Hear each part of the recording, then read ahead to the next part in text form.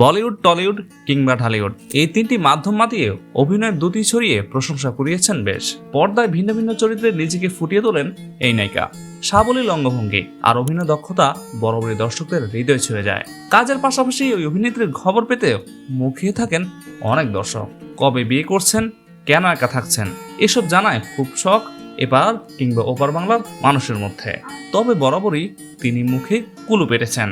তবে এবার সবকিছু নিয়ে মুখ খুলেছেন জয়া আহসান। সম্প্রতি একটি বেসরকারি টেলিভিশনে জয়া বলেছেন বিয়ে ও বিচ্ছেদ নিয়ে। বিয়ে নিয়ে জয়া বলেন, বর্তমান সময়টা খুবই এনজয় করছি। দেখুন, পরিবার তো শুধু স্বামী স্ত্রীকে ঘিরেই নয়, অথবা পার্টনার হলেই হয় না। পরিবারে আরো অনেকেই আছে। পরিবারে মা বাবা আছেন, আমার বাড়িতে যেসব লোক কাজ করেন তারাও আছেন। আমি খুবই উপভোগ করি। নিজের একাকী জীবনযাপন নিয়ে এই অভিনেত্রী বলেন, আমি তো কোনো কিছু কল্পনা করে করি না। যদি মনে করি সিঙ্গেল থেকে ডাবল হতে চাই, দরকার আছে, তখনই হব।